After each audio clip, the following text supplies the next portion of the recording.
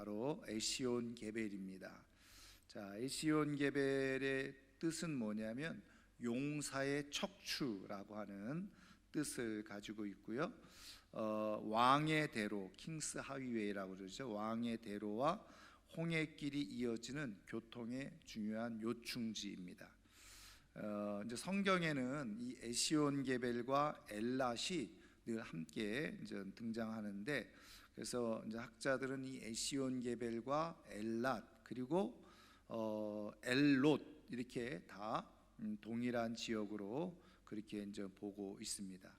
그런데 이제 이 엘바란이라고 창세기에 이제 등장을 하는데, 이 엘바란은 바로 이 엘랏의 고대 이름으로 그렇게 생각을 하고 있죠.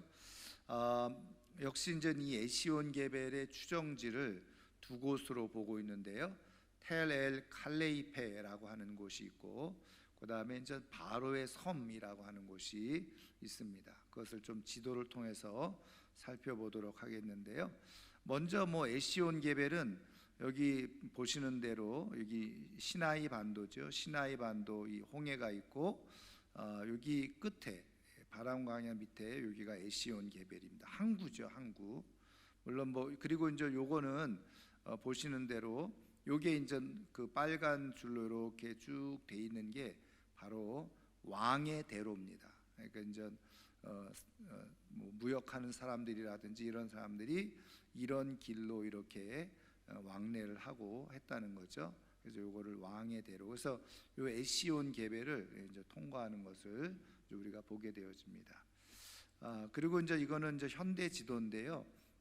지금 여기가 홍해 아까 말씀드린 데죠. 그래서 여기 이 부근의 중심으로 여기가 이제 에시온 게벨인데, 여기를 중심으로 네 나라가 이렇게 포진되어 있는 것을 보게 되어져요. 그래서 이쪽에는 이집트, 그 다음에 여기는 이스라엘, 그리고 여기는 요르단, 그리고 여기는 사우디아라비아, 이렇게 그러니까 중요한 요충지라는 것을 알 수가 있겠죠.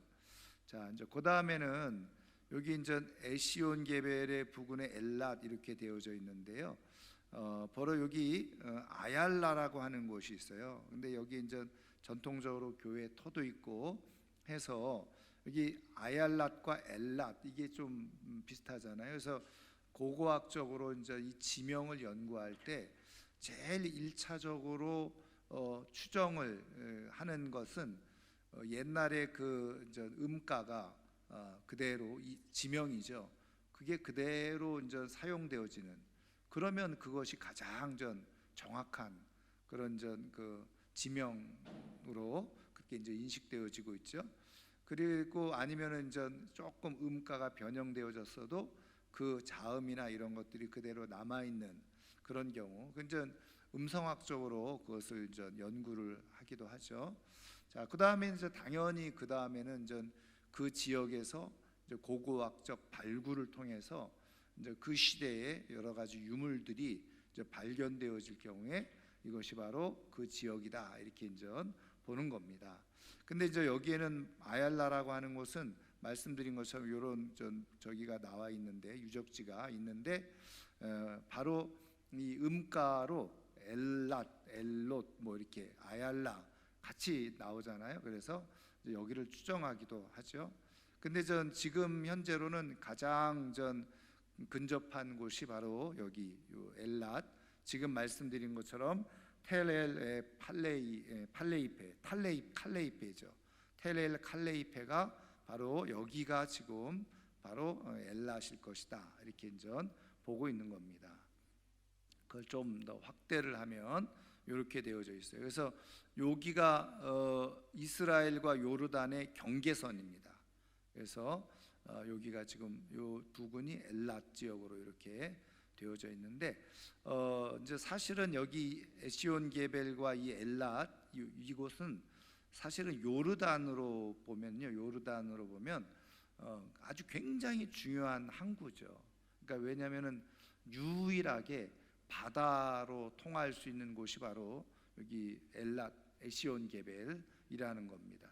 그래서 지금 이제 이런 그런 유적지가 이렇게 등장하고 있는데, 여기는 저도 좀 잘 가볼 수가 없다는 거예요. 왜냐하면 여기 바로 이 이스라엘과 국경선에 있기 때문에 아주 그 경비가 조금 삼엄하고 일반인들은 접근을 못하도록 그렇게 하고 있다는 겁니다. 자, 그 다음에 이제 말씀드린 것처럼 두 곳으로 우리가 엘랏 그 다음에 에시온 게벨을 두 곳으로 추정하는데, 말씀드린 것처럼 텔렐 칼레이페 여기 아까 말씀드린 곳이고요. 그리고 또 하나가 지금 여기 사진에도 나와 있는 것처럼 여기 바로 밑에 여기는 이제 이집트 땅인데요. 바로의 섬이라고 있습니다. 그래서 여기서 이 육지에서 이 섬이 이렇게 이제 보이는데요. 한 180m, 200m 정도 떨어져 있는데 이 섬이 바로 이 엘랏 혹은 에시온 게벨일 것이다.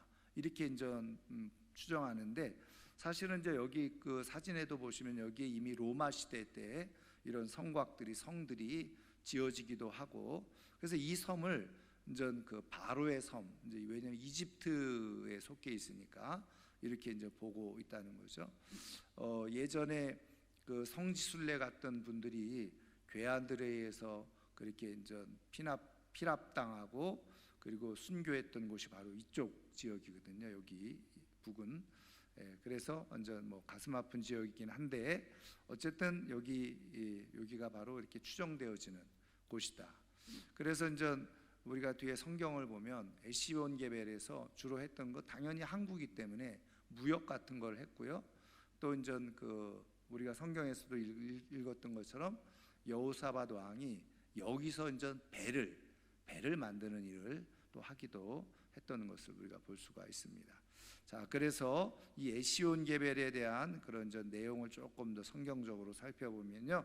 자, 먼저 창세기 14장 5절부터 7절 같이 읽겠습니다.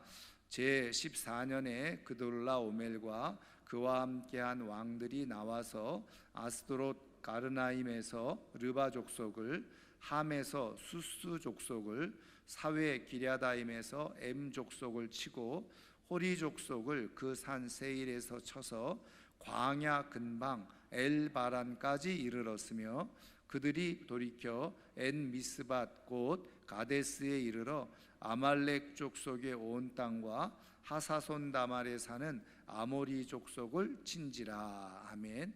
여러분, 이 내용은 잘 알고 있는 것처럼 이 북방 왕들이 연합을 해서 남쪽에 이제 5그 지역 왕들을 이제 공격해 오게 되었잖아요. 왜냐하면 이 남쪽에서 이 북방 왕들에게 조공을 바치고 있었는데 조공을 바치다가 중단해 버린 거예요. 그러니까 이제 북방에 이제 4왕들이 연합을 해서 남쪽을 공격해 오게 되어졌는데, 그 공격해 왔을 때에 바로 소돔과 고모라도 역시 이제 그 어려움을 당하죠. 그 어려움을 당할 때 우리가 잘 아는 아브라함의 조카 롯이 그렇게 이제 그 잡혀서 이제 가게 되었잖아요. 그래서 아브라함이 이제 용사들을 데리고 집에서 길렸던 516명의 용사들을 데리고 쫓아가서 롯과 그리고 빼앗겼던 모든 재산들을 다 다시 구해오는 그런 일이 있었는데, 이때 그 북방의 4왕들이 어디까지, 이 엘바란까지 그렇게 이제 공격을 했다는 겁니다. 그래서 지금 이게 바로 그 내용이죠. 그래서 이렇게 경유를 해서 여기가 이제 남방에 5왕들이 있는 5 성의 왕들이죠. 그런데 이제 여기가 바로 엘바란, 말씀드린 것처럼 그 엘랏의 옛날 이름이 엘바란. 그래서 여기가 바로 에시온 게벨. 그래서 가데스로 갔다가 이쪽으로 올라가게 되어졌는데, 이제 아브라함이 여기서 쫓아가서 다 되찾아오는 그 내용이 여기에 지도를 보면 알 수 있는데, 여기가 이제 고대 이름이 엘바란이었다 하는 것입니다. 자, 그 다음에 그러니까 이제 어쨌든 제가 말씀드리려고 하는 것은 북방 왕들이 이렇게 이제 여기까지 이렇게 공격해 왔다는 것은 그만큼 여기가 어떻게 보면은 뭐 예를 들면은 별로 가치가 없는 곳이라고 한다면 여기까지 뭐 정복하러 내려왔겠습니까? 여기서 이렇게 다시 돌아가든지 이렇게 돌아가든지 했겠죠. 그러니까 이제 그만큼 여기가 아주 중요한 요충지였고 저 도시가 형성되어졌던 곳이라는 것을 알 수가 있죠. 자, 그래서 이스라엘 백성들이 애굽에서 나와서 이제 중요한 출애굽 경로 중에 하나였다는 겁니다. 자, 민수기 33장 1절과 35절, 36절 같이 한번 읽겠습니다. 모세와 아론의 인도로 대오를 갖추어 애굽을 떠난 이스라엘 자손들의 노정은 이러하니라. 아브로나를 떠나 에시온게벨에 진을 치고 에시온게벨을 떠나 신광야 가데스에 진을 치고. 그래서 이제 출애굽 경로, 이거는 전에 우리가 출애굽 경로를 공부할 때 여러 추정 경로들이 있지만 가장 전통적으로 이제 인정받는 경로죠. 근데 이제 아까 잠깐 말씀드린 것처럼 최근에 이제 물론 최근에 그렇게 보고된 것은 아니고 이미 역사 속에서 우리 고고학 역사나 성경 연구하는 역사 속에서 그런 제기들이 조금 있었는데 이제 최근에 와서 모세의 떨기나무라고 하는 책을 통해서 이제 더 구체적으로 자세하게 많은 고고학적 발굴을 통해서 지금 이런 노선이 아니라 앞서 우리가 잠깐 보았던 왕의 대로로 이렇게 이제 출애굽했을 가능성도 굉장히 높다. 이제 이런 얘기들을 하고 있습니다. 이게 이제 전통 그런 출애굽 경로죠. 시나이 반도고, 여기서 에시온게벨, 지금 우리가 읽은 내용은 에시온게벨을 거쳐서 가데스 바나에 가서 여기서 이제 호르마까지, 그래서 여기 정탐하고 돌아왔다가 호르마 올라가서 쫓겨서 다시 에시온게벨로 내려오게 되어지고, 그래서 이쪽 모압을 거쳐서 에돔 모압을 거쳐서 가나안 땅에 들어가니까, 그러니까 여기 에시온게벨이 이제 두 번이나 갈 때 한 번, 그리고 여기서 방황 40년의 방황을 여기서 하는 거죠. 38년 동안 38년의 방황을, 광야 생활을 사실은 바란 광야 중심으로 생활을 하게 되어지고 에시온게벨을 거쳐서 이렇게 올라가는 것을 보게 되어집니다. 자, 그러니까는 중요한 에시온게벨이 중요한 길목이었다는 것을 우리가 알 수가 있는 거죠. 자, 그다음에 이제 요거는 아까 말씀드린 것처럼 아까는 첫 번째 에시온게벨을 지난 거고, 이거는 두 번째 에시온게벨을 지나는 내용인데요. 자, 신명기 2장 8절 같이 읽습니다. 우리가 세일산에 거주하는 우리 동족 에서의 자손을 떠나서 아라바를 지나며 엘랏과 에시온게벨 곁으로 지나 행진하고 돌이켜 모압 광야길로 지날 때에, 그렇죠? 그래서 엘랏과 에시온게벨이 같이 등장하는 것을 볼 수가 있습니다. 자, 그 다음에 이 솔로몬 왕이요, 여기에다가 항구를 건설해서 이용하는 내용을 기록해주고 있는데, 자, 열왕기상 9장 26절 같이 읽습니다. 솔로몬 왕이 에돔 땅 홍해 물가에 엘롯 근처 에시온게벨에서 배들을 지은지라. 그래서 배를 지은 그런 내용이 있고요. 자, 역대하 8장 17절 18절 같이 읽습니다. 그때 솔로몬 왕이 에돔 땅의 바닷가 에시온게벨과 엘롯에 이르렀더니 후람이 그의 신복들에게 부탁하여 배와 바닷길을 아는 종들을 보내매 그들이 솔로몬의 종들과 함께 오빌에 이르러 거기서 금 450달란트를 얻어 솔로몬 왕에게로 가져왔더라. 그랬죠? 자, 그래서 여기 보면은 솔로몬 왕이 엘롯 에시온게벨에서 배들을 짓는 그런 일을 했고, 여기 보면은 이 후람이 나오죠. 이 후람이 누굽니까? 예, 바로 두로 왕이었죠. 근데 이제 솔로몬 왕이 등극하고 성전을 지을 때 아주 이 후람이 적극적으로 그렇게 지원을 해주고 두로에 있는 백향목을 보내주고, 그리고 또 많은 일꾼들을 보내주는 그런 역할을 했던 사람이 이 후람인데, 같이 인전 배와 바닷길을 열어서 오빌의 금, 오빌은 우리가 지난 시간에 배웠습니다마는 아라비아에 있는 금이 많이 나는 그런 지역이 오빌이라고 그랬죠.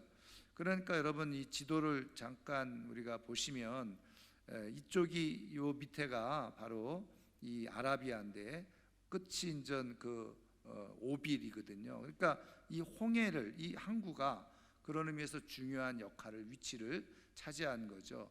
배를 가지고 이 밑에 있는 이제 광물, 그 금을 이렇게 옮겨와서, 그래서 이제 여기 예루살렘까지 이제 육로로 이렇게 이동했던 것을 우리가 보게 되었습니다. 자, 그래서 이 솔로몬 왕이, 그러니까는 사실은 처음에는 우리가 잘 알고 있는 것처럼 다윗 왕 때까지만 해도 여기까지 통치를 제대로 이제 못했었는데, 솔로몬 왕이 그 지역을 확장을 해가지고 영토를 확장해서 지금 여기다가 항구를 건설하고 배를 지어서, 그래서 이제 이렇게 무역을 하는 것을 우리가 이제 보게 되어지죠. 자, 그 다음에 이제 중요한 오늘 우리가 읽은 내용 중에 하나인데요. 자, 열왕기상 22장 48절 우리 한번 같이 읽겠습니다. 여호사밧이 다시스의 선박을 제조하고 오빌로 금을 구하러 보내려 하였더니 그 배가 에시온 게벨에서 파선하였으므로 가지 못하게 되매, 그랬어요. 그래서 배를 이제 건조하고 그리고 이제 오빌의 금을 구하러 보내려고 했는데 에시온 게벨에서 파선하게 되어졌다는 거예요. 그래서 이제 가지 못하게 되어졌다는 거죠. 그것에 대해서 이제 역대 열왕기상의 기록은 이렇게 되어져 있고, 똑같은 내용을 기록해주고 있는 역대하 내용인데 20장 36절 같이 한번 읽겠습니다. 두 왕이 서로 연합하고 배를 만들어 다시스로 보내고자 하여 에시온 게벨에서 배를 만들었더니 마레사 사람 도다와후의 아들 엘리에셀이 여호사밧을 향하여 예언하여 이르되 왕이 아하시아와 교제함으로 여호와께서 왕이 지은 것들을 파하시리라 하더니 이에 그 배들이 부서져서 다시스로 가지 못하였더라. 아멘.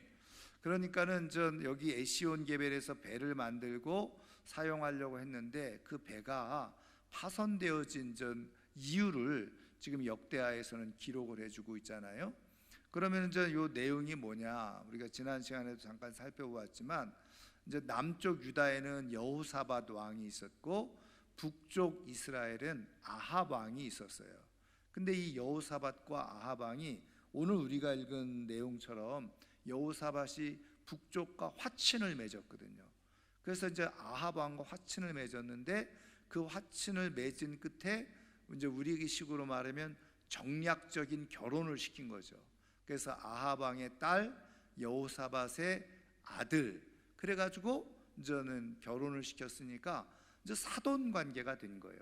사돈 관계가 되어졌는데, 그런데 이 이제 여호사밧이 말씀드린 것처럼 이 에시온 게벨에서 배를 만들었는데, 이제는 역대하에서는 두 왕이, 그 아합 왕이 죽고 그 아들이었던 아하시아가 이제 같이 사돈과 더불어서 배를 만들었다는 거예요. 그렇게 만들어서 그렇게 이제 금을 가져오려고 했는데 결국은 그것이 이제 파손되어져서 그렇게 할 수가 없게 되어진 거죠. 그런데 이제 성경은 뭐라고 얘기를 하고 있느냐? 이 도다와우의 아들 엘리에셀이 여호사밧 왕을 향해서 예언하기를 아시아와 교제했기 때문에 지금 하나님께서 왕이 지은 것들을 파하셨다, 이렇게 지금 말해주고 있는 거예요. 그러니까 여러분, 지금 이 여호사밧 왕이 나름대로 의욕을 가지고 이제 사실은 이 에시온 게벨에서 이 배를 만들어서 오빌의 금을 가지고 와서 이제 무역을 하거나 이렇게 하려고 했는데 그것이 이제 수포로 돌아가게 되어진 거죠. 근데 성경은 그 이유를 뭐라고 얘기하느냐? 바로 악인의 대명사였던 북이스라엘의 여호사밧과 연합했음으로 말미암아서, 교제함으로 말미암아서 하나님께서 그것을 파하셨다는 거예요. 그러니까 여러분, 우리가 이런 교훈을 통해서 우리가 이제 생각하고 깨달아야 될 것이 뭐냐? 바로 우리가 어떤 일을 행하고자 할 때 바로 하나님께서 싫어하시는, 악을 조장하는 그러한 사람들과 함께하게 되어질 때, 그때 하나님은 어떻게 해요? 그것을 선하게 만들지 않으신다는 거예요. 우리가 그것을 잘 분별하면서 우리가 살아가게 되어질 때, 우리가 신앙적으로 우리가 좋은 삶을 어떻게 살아갈 수 있는가, 그것을 사실은 깨우쳐 주시고 교훈해 주시는 그런 내용인 거죠. 여러분, 우리가 선한 사람과 함께하면 선한 일이 이루어지는 줄 믿습니다. 근데 악한 사람들과 자꾸 어울려서 함께하려고 하면 하나님께서 사실은 그것을 지키고 보호하시기 위해서 그것을 깨뜨리시는 거예요. 여러분, 그런 의미에서 우리가 영적으로 잘 분별해서 정말 하나님이 기뻐하시는 선한 일을 통해서 선한 사람들과 함께 교제하는 가운데서 하나님께서 기뻐하시는 복된 삶으로 살아가는 우리 모두가 되기를 주님의 이름으로 축원합니다. 그래서 여러분, 지금 계속해서 조금 이 에시온 계배를 중심으로 해서 우리가 이제 살펴보고 있는데, 말씀드린 것처럼 지리적으로 이 에시온 계벨이 사실은 항구로서 굉장히 중요한 요충지잖아요. 그래서 여러 교통의 요충지로 그렇게 이제 위치해 있는데, 이제 우리가 성경을 통해서 보면 알 수 있듯이 하나님께서 주시는 은혜가 충만하면 이것을 그대로 차지해서 그것을 유용하게 활용을 해요. 그런데 하나님과 멀어지게 되어지면 그 좋은 요충지에서 유익을 얻지 못하는 그런 일들이 일어나게 되더라는 거죠. 자, 그래서 여기 다시 보면 이 열왕기하 14장 22절 보세요. 같이 읽겠습니다. 아마샤가 그의 조상들과 함께 잔 후에 아사랴가 엘랏을 건축하여 유다에 복귀시켰더라. 자, 역대하 26장 2절 같은 내용인데요, 같이 읽습니다. 유다 온 백성이 나이가 16세 된 우시야를 세워 그의 아버지 아마샤를 대신하여 왕으로 삼으니 아마샤 왕이 그의 열조들의 묘실에 누운 후에 우시야가 엘롯을 건축하여 유다에 돌렸더라. 아멘.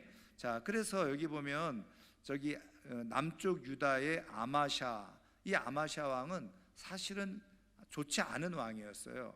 그런데 그의 아들 우시야는 그나마 조금 선한 왕, 하나님을 잘 섬기려고 했던 왕이었는데, 그러니까는 아버지가 죽고 난 다음에 이제 이 우시야인데, 이게 이제 열왕기하에서는 아사랴로 기록되어져 있고 역대하에서는 우시야로 기록되어 있어요. 그래서 아사랴 우시야가 같은 사람입니다. 그래서 하나님께서 특별히 은혜를 베풀어 주셔서 이 엘랏, 아주 중요한 교통의 요충지에 이제 엘랏을, 성을 건축할 수 있도록, 그 얘기는 뭐냐면 바로 이 아사랴 우시야 왕 때 이곳을 통해서 하나님께서 은혜를 주시는 그런 역사가 일어나게 되어졌다는 거죠.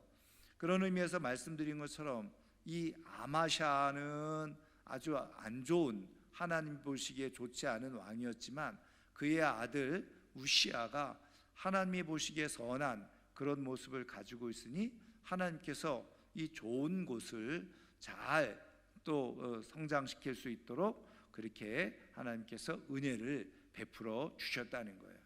자, 그런데 이제 그 이후에 어떤 일이 일어났냐? 자, 열왕기하 16장 5절 6절입니다. 같이 읽겠습니다. 이때에 아람의 왕 르신과 이스라엘 왕 르말랴의 아들 베가가 예루살렘에 올라와서 싸우려 하여 아하스를 에워쌌으나 능히 이기지 못하니라. 당시에 아람의 왕 르신이 엘랏을 회복하여 아람에 돌리고 유다 사람을 엘랏에서 쫓아내었고 아람 사람이 엘랏에 이르러 거기에 거주하여 오늘까지 이르렀더라. 아멘. 여러분, 요 내용이 무슨 내용이냐면요, 요 때가 이제 북쪽의 왕이, 북이스라엘 왕이 베가였습니다. 그리고 이제 이 아람의 르신이라고 하는 왕이 있었죠. 그리고 이제는 이 남쪽 그 유다에는 아하스라는 왕이 있었는데, 이 베가와 아람 왕 르신이 같이 연합을 해서 남쪽 유다를 공격해 온 거예요. 이때가 이제 약 주전 725년에서 30년 사이 요 정도 되는데, 물론 저 나중에 이제 722년에 우리가 잘 알고 있는 것처럼 북이스라엘은 멸망을 하게 되어지잖아요. 그러니까 아수르에 의해서 멸망을 하게 되어지는데, 그 이전에 약 10여 년 전에 있었던 일인 거예요. 그런데 이제 이때는 처음에는 어떻게 해요? 이 예루살렘은 정복하지 못했다는 거예요. 이 베가와 그리고 르신이 연합했던 그 나라들이 이 예루살렘은 정복하지 못했어요. 그런데 바로 그때에 어떻게 해요? 바로 아람 왕 르신이 어떻게 해요? 엘랏을 빼앗은 거죠. 그래서 엘랏에서 유다 사람들을 다 추방해 버린 거예요. 쫓아내 버리고 아람 사람들이 엘랏에서 거주해서 이 열왕기하가 기록될 때까지 계속해서 그 엘랏 땅을, 에시온 게벨을 차지하고 있었다는 거죠. 그래서 아까 말씀드린 것처럼 보세요. 솔로몬 왕 때라든지 여호사밧 왕 때라든지 우시야 왕 때라든지 이런 때는 하나님께서 다 하나님을 잘 섬기는 왕들이었잖아요. 그럴 때는 그 중요한 곳이 뭐 요충지죠. 뭐 전략적으로도 그렇고 무역적으로도 그렇고 교통적으로도 그렇고 중요한 요충지인 이곳을 하나님께서 이스라엘, 다시 말하면 남유다로 하여금 통치하고 다스리게 하시는 그래서 그걸 통해서 많은 부를 얻고 유익을 얻게 하시는 그런 전 은혜를 베풀어 주셨다는 거예요. 그런데 말씀드린 것처럼 이제는 남쪽 유다가 하나님 앞에 온전한 모습을 갖지 못하게 되어졌을 때 결국은 그것을 통해서 많은 유익을 얻었던 그 엘랏 에시온 게벨이 결국은 아람에 의해서 빼앗기게 되어지는, 그래서 더 이상 그 유다 사람들이 거기에서 거주하지 못하고 당연히 그것을 통해서 무역했던 많은 권한들이 다 잃어버리는, 그래서 중요한 교통의 유충지, 무역지, 그리고 거기서 그걸 통해서 얻었던 많은 유익들을 얻지 못하게 되어지는 그런 일들이 일어나게 되어졌다는 거죠. 그래서 오늘 이제 결론적으로 요거는 전 말씀드린 것처럼 그 에시온 게벨의 이제 그 흑벽돌로 이렇게 성읍이 형성되어졌던 유적지 모양입니다. 그래서 결론을 저 두 가지로 우리가 정리해서 오늘 말씀을 통해서 살펴보면, 앞서 말씀드린 것처럼 하나님께서 우리에게 은혜를 주시는 저 여러 방편이 있잖아요. 그랬을 때 우리가 하나님의 말씀을 잘 순종하고 따르면 여러 가지 하나님께서 은혜를 주시는, 축복을 주시는 통로들을 우리에게 허락해 주신다는 거예요. 그러면 그런 것을 가지고 우리가 하나님 앞에 영광 올려드리면서 하나님 앞에 하나님의 뜻을 이루며 살아갈 수 있는 축복을 얻게 되어져요. 그런데 우리가 하나님 말씀 앞에 온전하지 못하면요, 하나님께서 그런 것을 막아버리시는 거예요. 차단해 버리시는 거예요. 그래서 우리가 하나님 앞에서 풍성하게 누릴 수 있는 것들을 자꾸 제한해 버리는 그런 일들이 이제 일어나게 되어지는 거죠. 그럴 때 우리가 중요한 건 뭐예요? 앞서 말씀드린 것처럼 이 여호사밧 왕도 마찬가지였잖아요. 그것을 통해서 하나님께서 복 주셔서 그 항구를 차지하고 그리고 무역을 할 수 있게 해주셨지만 거기에 누가요? 악한 아하시아가 같이 동업하고 동행함으로 말미암아서 같이 결국은 파손해서 그 일들을, 그걸 통해서 이룰 수 있는 유익들을 놓쳐버리는 그런 일들이 일어나게 되어졌던 거예요.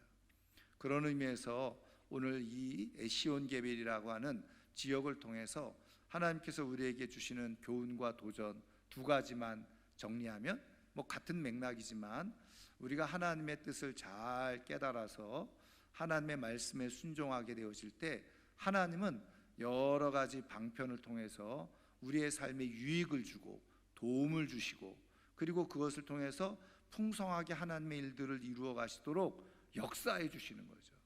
그런데 우리가 하나님의 말씀을 등지게 되어지고, 그리고 말씀드린 것처럼 하나님께서 원치 않는 그런 사람들과 우리가 손을 잡고 교제하고 함께 하려고 하다가 오히려 그 하나님의 축복의 통로가 막혀버리는 일들이 일어나게 되어진다는 거예요.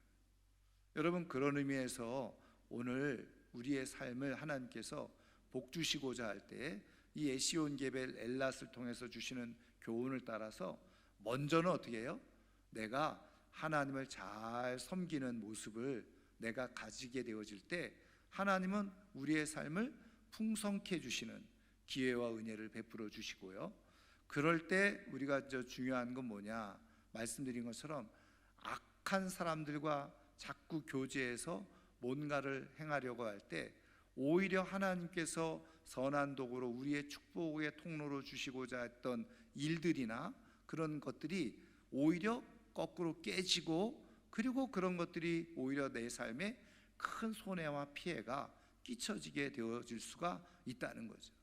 그런 의미에서 우리가 기도해야 될 건 두 가지예요. 하나님, 내게 주어진 삶의 속에서 하나님께서는 나를 통해서 지경이 넓혀지고 하나님께서 우리에게 주시고자 하는 은혜들을 누리며 살게 해주고 싶으시는데, 하나님의 말씀에 잘 순종해서 하나님의 뜻을 따라서 내가 살아갈 수 있게 해달라고 그렇게 기도해야 되고요, 말씀드린 것처럼 그럴 때 우리가 판단력이 흐려져서 정말 하나님을 모르는, 오히려 하나님을 반해서 악을 행하는 그런 사람들 같이 하려고 하다가 결국은 일이 방해가 되어지고 회방이 되어지고 내게 주실 어떤 축복의 통로와 그런 유익들이 사라져버리는 그런 일이 없도록 하나님께서 우리에게 교훈해 주시고 말씀해 주시는 거죠. 그런 의미에서 우리가 기도할 때 하나님, 내게 영적 분별력을 잘 주셔서 정말 선하고 아름다운 좋은 사람들과 함께 협력하는 가운데 하나님께서 함께 부어주시는 은혜를 누리며 살아갈 수 있게 해달라고 기도하는 귀한 시간이 될 수 있기를 축복합니다. 오늘 말씀을 생각하면서 우리 두 가지 함께 기도할 텐데요, 하나님께서 우리의 삶에 지경을 넓혀주시고 또 우리의 삶을 확장시키시며 하나님께서 우리에게 주시는 복들을 우리에게 허락해 주시고자 하는데, 하나님, 내가 하나님의 말씀에 잘 충성해서 말씀에 순종해서 하나님이 주시는 복을 누리며 살게 해 주옵소서. 이때에 내 주변에서 어른거리며 그냥 악한 자들이 자꾸 함께해서 그렇게 악한 자들에게 속아서 그렇게 함께 교제하다가 손잡다가 주어질 하나님의 복까지도 잃어버리는 그런 인생 되지 않게 도와주시고, 영적으로 잘 분별해서 하나님께서 기뻐하시는 선하고 아름다운 사람들과 함께 협력하는 가운데 하나님께서 우리에게 주실 은혜들을 풍성하게 누리며 살게 해달라고 기도하는 시간이 될 수 있기를 바랍니다. 우리 2-3분 정도 한번 같이 말씀을 깨달으면서 함께 기도하겠습니다.